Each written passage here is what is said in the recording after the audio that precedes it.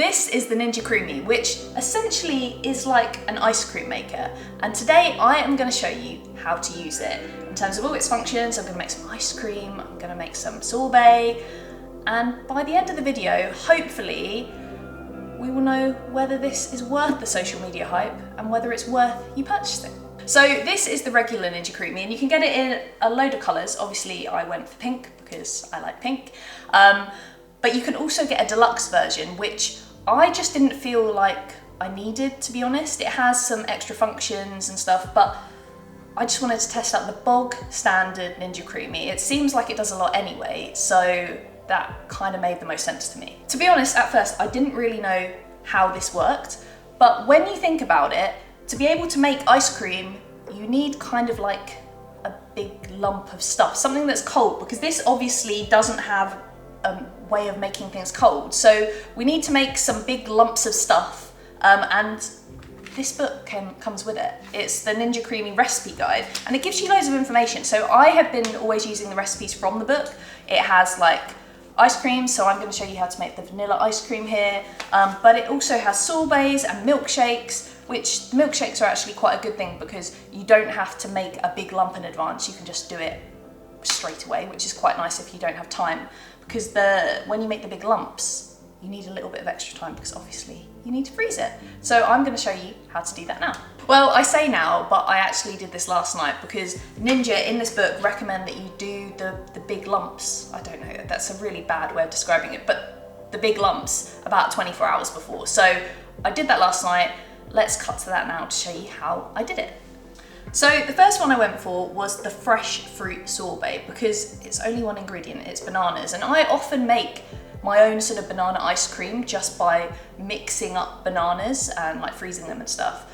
But it never comes out really like, well, this says sorbet, but ice cream. It never comes out with that nice creaminess that I want. So that's one of the first things that I wanted to try. And when I say one ingredient, it literally is that.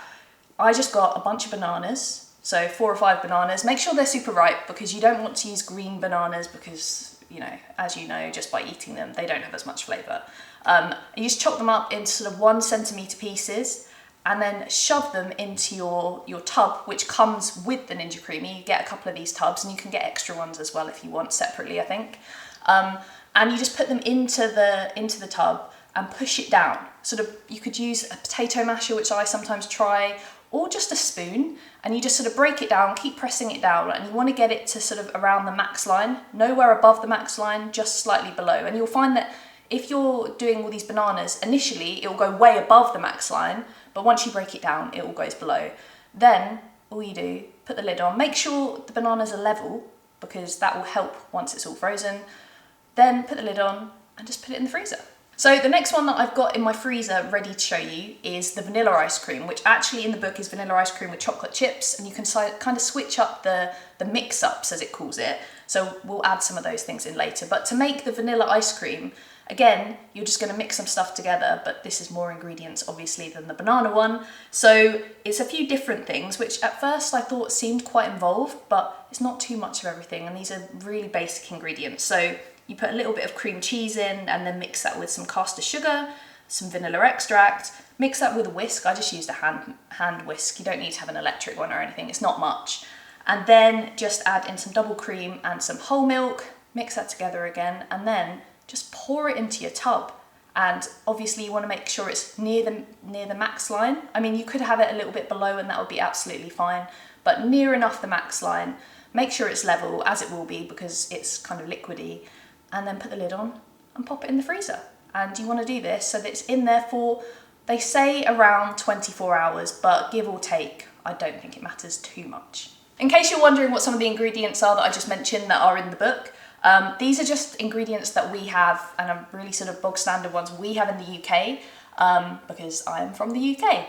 But don't worry, if you are from somewhere else where, for instance, when I said double cream, it might be heavy cream, like in the US, your book will just show the different things. So you won't have to be like, what the hell is that? It will say equivalent stuff, because Ninja are pretty good like that. So it's not been quite 24 hours, but nearly 24 hours. And these are my tubs. So this is the banana one, this is the vanilla ice cream one. And I have seen comments or questions on this saying, you know, is this not just ice cream as it is? Why couldn't you just have it? Why do you even need this? You put this in the freezer, you mix it all up. Let me show you. I'll show you first with the vanilla one. Listen to this. You can't get anything off this. You're not gonna get anything. It is rock hard. And ultimately, when you think about ice cream, it needs to be churned. You know, this would break your teeth. You wouldn't be able to. You'd probably sooner break something than be able to eat this. But this is what the Ninja Creami does so well. The first time I used it, I was like, how on earth is this gonna make this into something when it looks like that? Well, I'll show you, and then you can see what it's like. So this is the machine in all its glory. This is like the sort of thing that you put the tubs in. So it's like a thing with a handle, and you'll put the tubs in there when we get to that point. But this sort of stays on it the entire time. So let's put it like that. And then obviously, once we put the tub on, we'll take the lid off, and it needs to have a lid on there. And this is the little contraption, which is crazy that it's so small. But this is what does everything. Literally, this makes ice cream. This is the churner, I guess. And what we do is we put it into the lid. So you've got this lid here, and what you do is there's something called a paddle latch, which you can just sort of go like that, you see? And what you do is you pull the paddle latch and you put that in there, and you let it go back, and it's secure.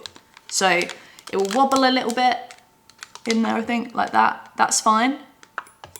But it's secure in there, and the paddle latch is kind of in the middle when it gets to that point. And when you want to take it out, you just pull it and it will release. So we don't want to put that on yet. We want to put it on when we've got our tub in. So what should we start with? Should we start with the banana? So obviously take the lid off, and then let's move this out of the way, get this here, and we'll put the banana into here. And you'll see actually that this has got little feet on it, yeah? And this has also got like little sort of, I don't know what you call it, crevices inside. I'm not sure that's the right word, but put that in there, and it sort of keeps it nice and secure, so it's not gonna move.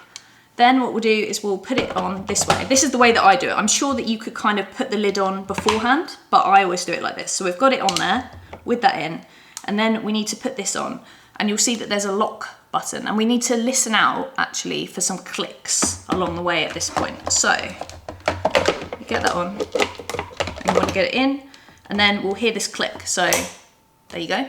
Let me do it again so you can hear it without me talking. There you go. So that is all in place, but it's at the moment it's too low. So you've got this gap between it, and we need that paddle, the churner, to connect with the thing here, which you can't really see. So what we do is we need to lift it up. So there's a button on the side here, and it says on the button, it's got an arrow, and it goes hold and twist to release bowl. So you can, when you're taking it down, you'll use this as well, but to put it up, we just need to lift it up like that. Let me do it on the other side. So let's show you this way. So you do this, and you just pull it around, and you wait for it to click. So you'll hear this noise. There you go. And that is in place. It's completely in place now. When you take it down, you do this, and you press that button, and it'll go back down again. It looks kind of cool. So we'll just put it back up and click. There we go. And then it's ready to churn. So this is incredibly simple to use. You've got like on button, you've got all the different ones. So whether you're making ice cream, light ice cream, gelato, milkshake, smoothie bowl, or sorbet. So whilst I think I would call this banana ice cream, it is in the sorbet chapter of this book. So I always just do what the book says, because I mean, they probably tested it quite a lot of times to get it in the book. So that's what I do. So, and also we've got other buttons here, which I'll show you later, especially for the vanilla ice cream one. We've got a mix in button, and then we've got a respin, which is really important actually. So with this, we just literally press this, turns it on, and we just press whichever one we want, and it will start. And I guess I would say it's relatively loud, but if you have lots of other appliances like air fryers that probably shocked you at first at how loud they are, I don't think you'd be too shocked at the noise this makes, especially when you think that this is a big frozen block of bananas and it's gonna turn it into ice cream. So I'm just gonna press the button, and it should take, it doesn't have a timer for it to go down on this one, I'm not sure if the premium one does, but with this, it kind of takes probably like 2 or 3 minutes. I haven't ever timed it. Maybe I'll try and time it now so that I can tell you afterwards, but let's just go. So it's done, I timed it. It was about 2 minutes and 15 seconds. So what we need to do, as I said earlier, we press this, we take it down, we can take it out of the machine, and then we can take the lid off. And let's see what we've got. So just lift the lid off. Ooh, that is looking good. So I said that we're gonna go straight on to the next one, but obviously this is looking a little bit messy now, but not too messy. I will say it's really easy to clean. So I'm just going to take this off. Always best to do this straight away, even if you're not gonna make another one. So I'll just gently rinse this off and then I'll be right back. So we've done the sorbet. Now this is the vanilla ice cream, which I'm also gonna add in some mix-ups, as it's called. Is it called mix-ups? No, mix-ins. Don't know the words, do I? But I'm gonna add some bits in later, but exactly the same process for now. So we put that in there, put that on here, get it nice and secure. Then this is all nicely cleaned. There we go. Right, then we'll just put this up. Click. And this time, instead of pressing the sorbet button, we're gonna press the ice cream button, obviously. So yeah, I think this probably takes around the same amount of time, but be right back.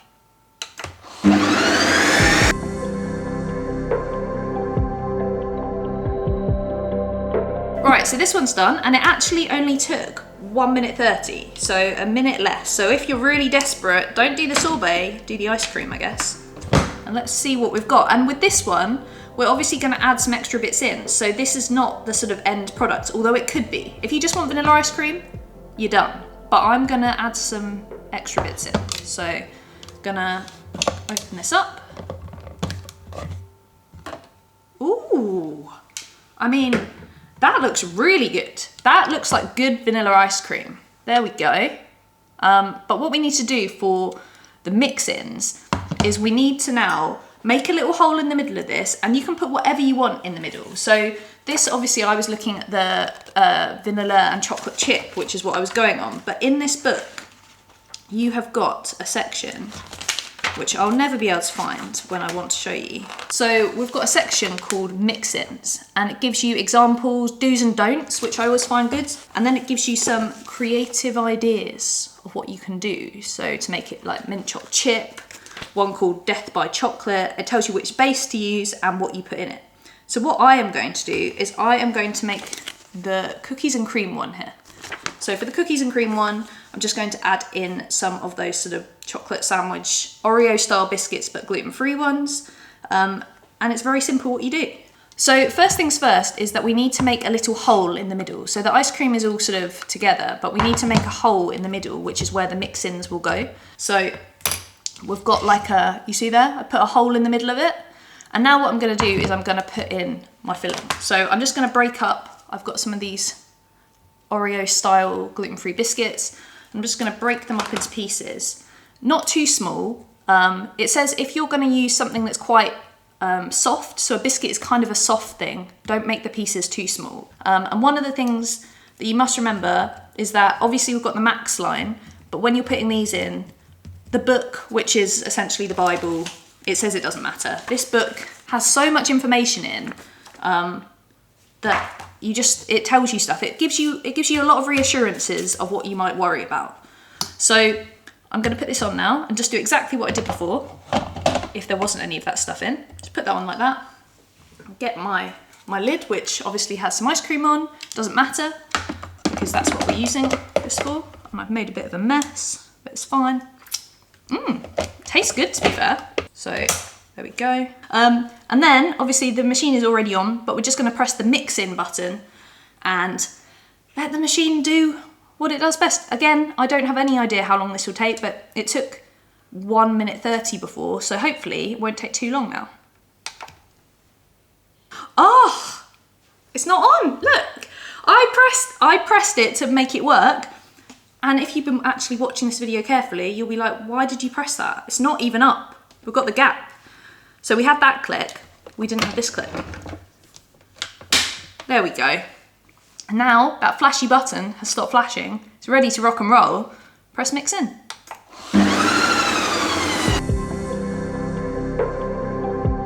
Right, so that is now done. That was about a minute. So again, in total, this was 2 minutes 30, which was like the sorbet one. So let's press the button, do it all properly this time. Take it out, and let's see what we've got. Let's press the lid button. Oh my goodness.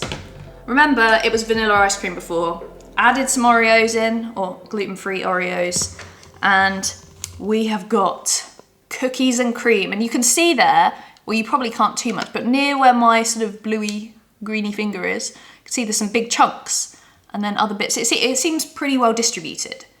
So that's our 2 ice creams done, or banana sorbet, but I say banana ice cream. The cookies and cream ice cream, I think it's almost time to give these a try. So let's try these. I'm gonna go with the banana first. And I've always noticed this, that you can see banana around the outside and you think, oh God, it's not done, but it actually is done. I think the blade can't get right to the edge. If it did get right to the edge, it would probably hit the edge of this and, you know, it's sharp, it'd probably do some damage. So it has that sort of edge bit, but the center, and I mean, it would still taste great, wouldn't it? But the center, oh my days. It's so creamy. Like, I haven't even tried it, but it looks like ice cream or sorbet. I mean, in my opinion, this is like just one ingredient. This is healthy, right? This genuinely is healthy. And I'm like, why not just always make it like this? Because you can add so many things to this one as well. Like, you could add a bit of chocolate flavouring. You could probably add some strawberries to it. The book says you could add pineapple to it. You can make so many different flavours. I don't think, in my opinion, when you consider that it is literally one ingredient, I don't think anything compares to that. Obviously, you can make some wonderful flavours, and all the recipes in the Ninja Creami book are incredible. But to me, this is so good. So onto the cookies and cream one, and this one is at this point in time a little bit softer, but that's because I made the banana one and then did the cookies and cream one afterwards. So ideally you want to do it straight out the freezer, don't leave it on the side, but it looks great. And I mean, I've made this one so many times, and when I do it straight out the freezer, really, really firm. But I quite like a sort of ice cream like this, to be fair. So, I mean, it's the biscuit pieces are really well distributed. It tastes great. It's creamy because it was made in a creamy, and I mean, it's just good. It's good, this stuff. I don't understand how that little blade does this. So I thought I'd do some quick fire questions based on things that people have asked me since they knew that I got my Ninja Creami, and also just some random things I've seen online where people are questioning it, and also things that I was questioning myself before I got this, and now I know the answers. So I'm thinking, if I thought that, maybe some of you might think that. So let's go with these. I'll try and make them quick fire, as I said. So firstly, is it noisy? Now, you saw before, you heard it before, but obviously it's through my screen and through your screen. I would say, being in the room with it, yes, it is kind of noisy, but as I said, just like when I first got an air fryer, I thought, my God, that's noisy. And then you kind of get used to it. So it is noisy, but not absolutely horrendously. It's only noisy for like a minute and a half or 2.5 minutes. And I think it's what you kind of would expect. I don't think it's any more noisy than you would expect, because it's literally churning an ice block into smooth, creamy ice cream. So in my opinion, it's noisy, but no more than you would expect. So lots of questions about washing it up, what you have to wash, how easy is it to wash up, because lots of appliances these days are really hard to wash up and they take like a lot of time and space and everything.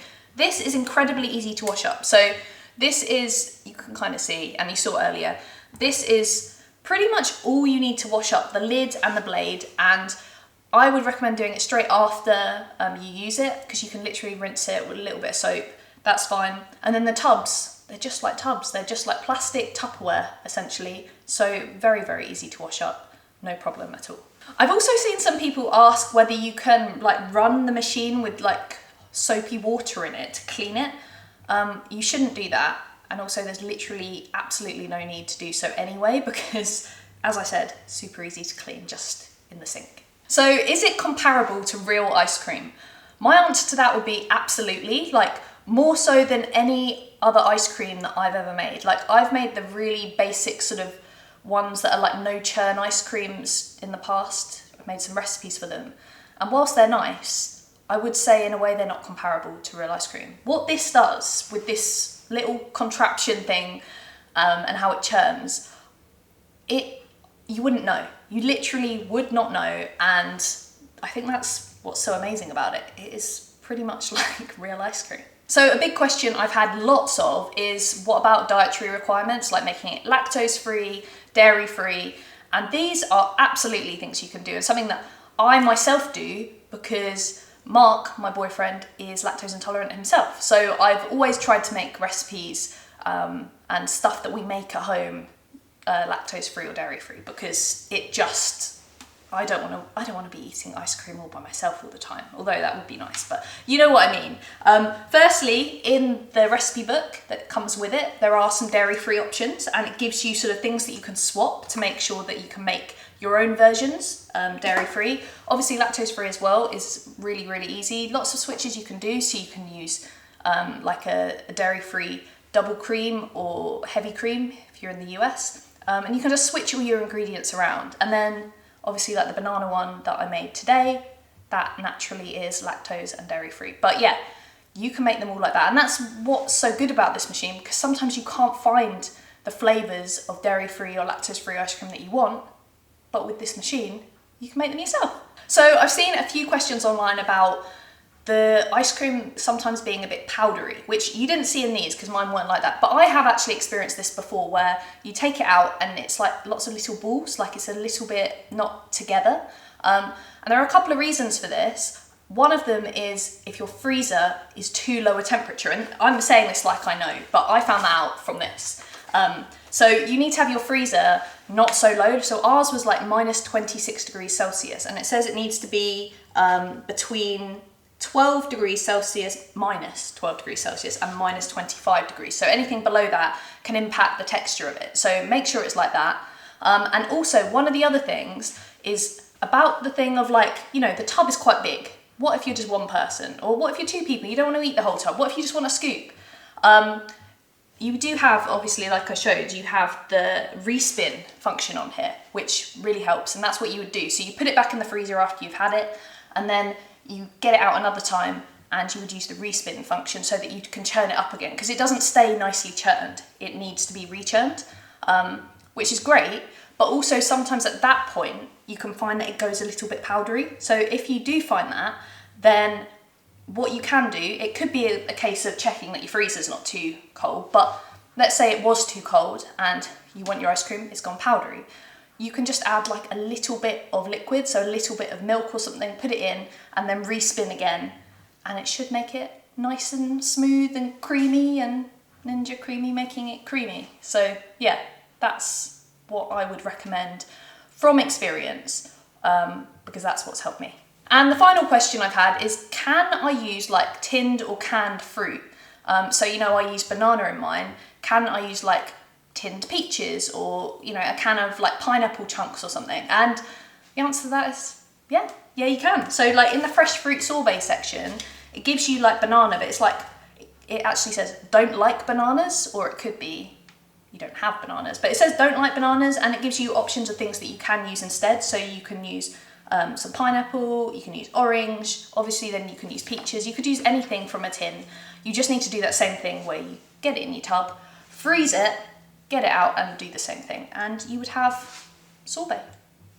Pineapple sorbet, peach sorbet, whatever sort of sorbet you want. So yes, to that, you can use tinned, canned, whatever you call them, fruit, and you can make something really nice and healthy, and it'll be creamy at the same time. So that is my review of the Ninja Creami. I also haven't really commented on the fact that I love this colour. Obviously I mentioned the colour, but whatever colour you want, you can get it. So from that perspective, it's so worth it because it looks beautiful.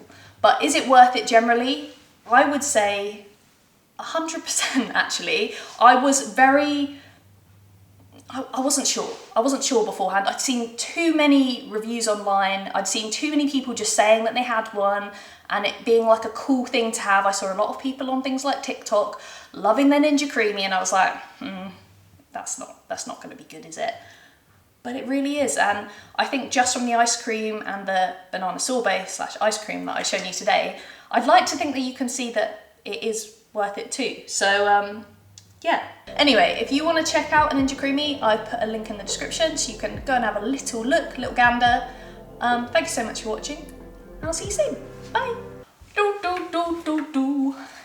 It's a Ninja Creami. It's a Ninja Creami.